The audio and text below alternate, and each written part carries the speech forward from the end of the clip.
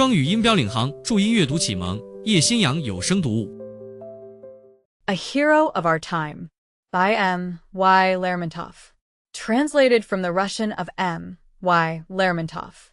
By J. H. Wisdom and Marmuri. Forward. This novel, known as one of the masterpieces of Russian literature, under the title A Hero of Our Time, and already translated into at least 9 European languages, is now for the first time placed before the general English reader. The work is of exceptional interest to the student of English literature, written as it was, under the profound influence of Byron and being itself a study of the Byronic type of character. The translators have taken a special care to preserve both the atmosphere of the story and the poetic beauty with which the poet-novelist imbued his pages. Contents. Forward. Book I. Bella. Book 2. Maxim Maximic. Forward to extracts from Pekarin's diary. Book 3. Taman. Book 4. The Fatalist. Book V. Princess Mary. Appendix. The author's preface to the second edition. Book I. Bella. The Heart of a Russian. Chapter 1. I was traveling post from Tiflis. All the luggage I had in my cart consisted of one small portmanteau half filled with traveling notes on Georgia. Of these the greater part has been lost, fortunately for you, but the portmanteau itself and the rest of its contents have remained intact. Fortunately for me. As I entered the Koishore Valley, the sun was disappearing behind the snow-clad ridge of the mountains. In order to accomplish the ascent of Mount Koishore by nightfall, my driver, an Ascete, urged on the horses indefatigably, singing zealously the while at the top of his voice. What a glorious place that valley is! On every hand are inaccessible mountains, steep, yellow slopes scored by water channels, and reddish rocks draped with green ivy and crowned with clusters of plane trees. Yonder, at an immense height, is the golden fringe of the snow. Down below rolls the river Aragva, which, after bursting noisily forth from the dark and misty depths of the gorge, with an unnamed stream clasped in its embrace, stretches out like a thread of silver, its waters glistening like a snake with flashing scales. Arrived at the foot of Mount Koishore, we stopped at a dukkan. About a score of Georgians and mountaineers were gathered there in a noisy crowd, and, close by, a caravan of camels had halted for the night. I was obliged to hire oxen to drag my cart up that accursed mountain, as it was now autumn and the roads were slippery with ice. Besides, the mountain is about 2 versts 2 in length, 1 a retail shop and tavern combined. 2 a verst is a measure of length, about 3,500 English feet. There was no help for it, so I hired 6 oxen and a few ossets. One of the latter shouldered my portmanteau, and the rest, shouting almost with one voice, proceeded to help the oxen. Following mine there came another cart, which I was surprised to see 4 oxen pulling with the greatest ease, notwithstanding that it was loaded to the top. Behind it walked the owner, smoking a little, silver-mounted Kabardian pipe. He was wearing a shaggy Circassian cap and an officer's overcoat without epaulets, and he seemed to be about 50 years of age. The swarthiness of his complexion showed that his face had long been acquainted with Transcaucasian suns, and the premature grayness of his mustache was out of keeping with his firm gait and robust appearance. I went up to him and saluted. He silently returned my greeting and emitted an immense cloud of smoke. We are fellow travelers, it appears. Again, he bowed silently. I suppose you are going to Stavropol? Yes, sir. Exactly, with government things. Can you tell me how it is that that heavily laden cart of yours is being drawn without any difficulty by 4 oxen, whilst 6 cattle are scarcely able to move mine, empty though it is, and with all those ossets helping? He smiled slyly, and threw me a meaning glance. You have not been in the Caucasus long, I should say. About a year, I answered. He smiled a second time. Well, just so, sir, he answered. They're terrible beasts. These Asiatics. You think that all that shouting means that they are helping the oxen? Why? The devil alone can make out what it is they do shout. The oxen understand. Though. And if you were to yoke as many as 20, they still wouldn't budge, so long as the osset shouted in that way of theirs. Awful scoundrels. But what can you make of them? They love extorting money from people who happen to be traveling through here. The rogues have been spoiled. You wait and see. They will get a tip out of you as well as their hire. I know them of old. They can't get round me. You have been serving here a long time? Yes. I was here under Alexei Petrovich. One, he answered, assuming an air of dignity. I was a sub-lieutenant when he came to the line, and I was promoted twice, during his command, on account of actions against the mountaineers. One Ermolov, i.e. General Ermolov. Russians have 3 names, Christian name, patronymic and surname. They are addressed by the first 2 only. The surname of Maxim Maximic, colloquial for Maximovich, is not mentioned. And now, I'm in the 3rd battalion of the line. And yourself? I told him. With this the conversation ended, and we continued to walk in silence, side by side. On the summit of the mountain we found snow.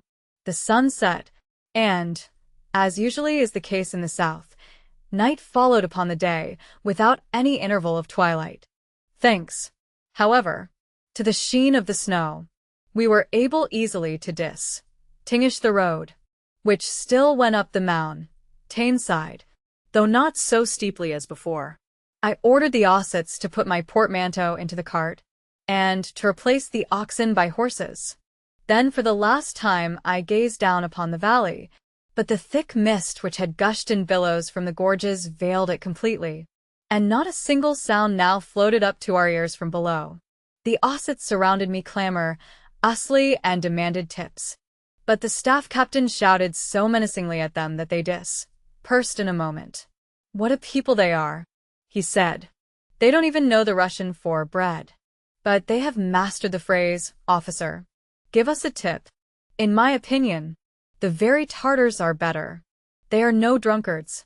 Anyhow, we were now within a verst or so of the station. Around us all was still, so still, Indeed. that it was possible to follow the flight of a gnat by the buzzing of its wings. On our left loomed the gorge, deep and black. Behind it and in front of us rose the dark blue summits of the mountains, all trenched with furrows and covered with layers of snow. And standing out against the pale horizon, which still retained the last reflections of the evening glow, the stars twinkled out in the dark sky. And in some strange way it seemed to me that they were much higher than in our own north country. On both sides of the road bare, black rocks jutted out here, and their shrubs peeped forth from under the snow. But not a single withered leaf stirred, and amid that dead sleep of nature it was cheering to hear the snorting of the 3 tired post-horses and the irregular tinkling of the Russian bell. One, the bell on the duga. A wooden arch joining the shafts of a Russian conveyance over the horse's neck. We will have glorious weather tomorrow, I said. The staff captain answered not a word, but pointed with his finger to a lofty mountain which rose directly opposite us. What is it? I asked. Mount Gut. Well, what then? Don't you see how it is smoking? True enough. Smoke was rising from Mount Gut. Over its sides gentle cloud currents were creeping, and on the summit rested one cloud of such dense blackness that it appeared like a blot upon the dark sky. By this time we were able to make out the post station and the roofs of the huts surrounding it. The welcoming lights were twinkling before us, when suddenly a damp and chilly wind arose. The gorge rumbled, and a drizzling rain fell. I had scarcely time to throw my felt cloak round me when down came the snow. I looked at the staff captain with profound respect. We shall have to pass the night here, he said, vexation in his tone. There's no crossing the mountains in such a blizzard. I say, have there been any avalanches on Mount Krestov? He inquired of the driver. No. Sir, the Ossete answered, but there are a great many threatening to fall. A great many. Owing to the lack of a traveler's room in the station, we were assigned a night's lodging in a smoky hut. I invited my fellow traveler to drink a tumbler of tea with me, as I had brought my cast-iron teapot, my only solace during my travels in the Caucasus. One side of the hut was stuck against the cliff, and 3 wet and slippery steps led up to the door. I groped my way in and stumbled up against a cow. With these people, the cowhouse supplies the place of a servant's room. I did not know which way to turn. Sheep were bleating on the one hand and a dog growling on the other. Fortunately, however, I perceived on one side a faint glimmer of light, and by its aid I was able to find another opening by way of a door. And here a by no means uninteresting picture was revealed. The wide hut, the roof of which rested on 2 smoke-grimed pillars, Was full of people. In the center of the floor a small fire was crackling, and the smoke, driven back by the wind from an opening in the roof, was spreading around in so thick a shroud that for a long time I was unable to see about me. Seated by the fire were 2 old women, a number of children, and a lank Georgian, all of them in tatters. There was no help for it. We took refuge by the fire and lighted our pipes. And soon the teapot was singing invitingly. Wretched people, These, I said to the staff captain, indicating our dirty hosts, who were silently gazing at us in a kind of torpor. And an utterly stupid people too, he replied. Would you believe it? They are absolutely ignorant and incapable of the slightest civilization. Why, even our Kabardians or Chechens, robbers and ragamuffins though they be, are regular daredevils for all that, whereas these others have no liking for arms, and you'll never see a decent dagger on one of them. Ossets all over. You have been a long time in the Chechens' country? Yes. I was quartered there for about 10 years along with my company in a fortress near Kameni Broad. Do you know the place? One Rocky Ford. I have heard the name. I can tell you, my boy, we had quite enough of those daredevil Chechens. At the present time, thank goodness, things are quieter. But in the old days you had only to put 100 paces between you and the rampart, and wherever you went you would be sure to find a shaggy devil lurking in wait for you. You had just to let your thoughts wander, and at any moment a lasso would be round your neck or a bullet in the back of your head. Brave fellows.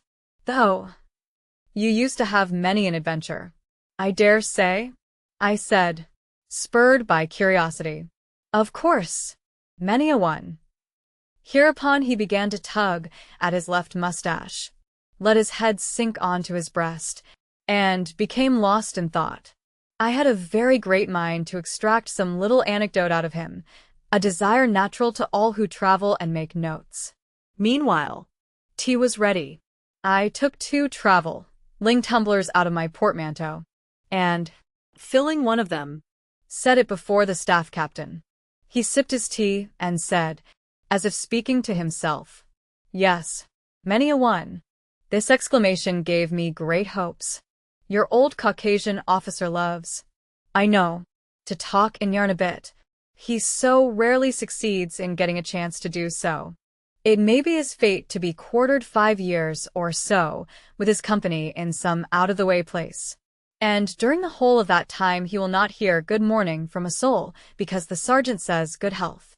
And, indeed, he would have good cause to wax loquacious, with a wild and interesting people all around him, danger to be faced every day, and many a marvelous incident happening. It is in circumstances like this that we involuntarily complain that so few of our countrymen take notes. Would you care to put some rum in your tea? I said to my companion. I have some white rum with me, from Tiflis. And the weather is cold now. No. Thank you, sir. I don't drink. Really? Just so. I have sworn off drinking. Once. You know, when I was a sub-lieutenant, some of us had a drop too much. That very night there was an alarm, and out we went to the front. Half seas over. We did catch it, I can tell you, when Alexei Petrovitch came to hear about us. Heaven save us. What a rage he was in. He was within an ace of having us court-martialed. That's just how things happen. You might easily spend a whole year without seeing a soul, but just go and have a drop and you're a lost man. On hearing this, I almost lost hope. Take the Circassians, Now. he continued. Once let them drink their fill of buza, one at a wedding or a funeral, and out will come their knives. On one occasion, I had some difficulty in getting away with a whole skin, and yet it was at the house of a friendly, prince, where I was a guest, that the affair happened. 1. A kind of beer made from millet. 2. I.e. acknowledging Russian supremacy. How was that? I asked. Here, I'll tell you. He filled his pipe, drew in the smoke, and began his story. Chapter 2. You see, sir, said the staff captain, I was quartered, at the time, with a company in a fortress beyond the Terek, getting on for 5 years ago now. One autumn day, a transport arrived with provisions, in charge of an officer, a young man of about 25. He reported himself to me in full uniform, and announced that he had been ordered to remain in the fortress with me. He was so very elegant, his complexion so nice and white, his uniform so brand new, that I immediately guessed that he had not been long with our army in the Caucasus. I suppose you have been transferred from Russia? I asked. Exactly, Captain, he answered. I took him by the hand and said, I'm delighted to see you. Delighted. It will be a bit dull for you. But there, we will live together like a couple of friends. But, please, call me simply Maxim Maximic. And, tell me, what is this full uniform for? Just wear your forage cap whenever you come to me. Quarters were assigned to him, and he settled down in the fortress. What was his name? I asked Maxim Maximic. His name was Grigory Alexandrovich P. Korin. He was a splendid fellow. I can assure you. But a little peculiar. Why? To give you an instance, one time he would stay out hunting the whole day, in the rain and cold. The others would all be frozen through and tired out, but he wouldn't mind either cold or fatigue. Then, another time, he would be sitting in his own room, and, if there was a breath of wind, he would declare that he had caught cold. If the shutters rattled against the window, he would start and turn pale. Yet I myself have seen him attack a boar single-handed. Often enough you couldn't drag a word out of him for hours together. But then, on the other hand, sometimes, when he started telling stories, you would split your sides with laughing. Yes, sir. A very eccentric man, and he must have been wealthy too. What a lot of expensive trinkets he had. Did he stay there long with you? I went on to ask. Yes, about a year. And, for that very reason, it was a memorable year to me. He gave me a great deal of trouble. But there, let bygones be bygones. You see, it is true enough. There are people like that, fated from birth to have all sorts of strange things happening to them. Strange?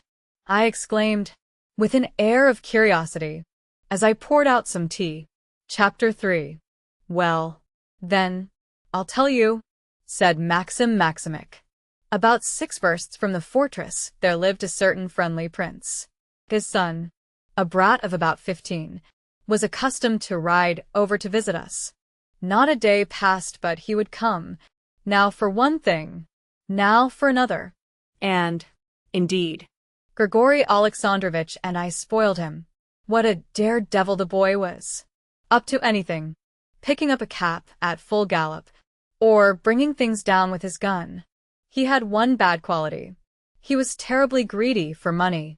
Once, for the fun of the thing, Grigory Alexandrovich promised to give him a ducat if he would steal the best he-goat from his father's herd for him. And, what do you think? The very next night, he came lugging it in by the horns.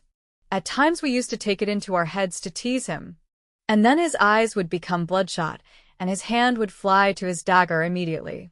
You'll be losing your life if you are not careful, Azimuth. I would say to him, that hot head of yours will get you into trouble. On one occasion, the old prince himself came to invite us to the wedding of his eldest daughter, and, as we were guest friends with him, It was impossible to decline. Tartar though he was. We set off. In the village, we were met by a number of dogs, all barking loudly.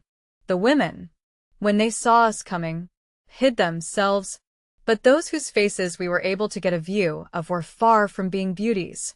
I had a much better opinion of the Kashan women, remarked Grigory Alexandrovich. Wait a bit, I answered, with a smile. I had my own views on the subject.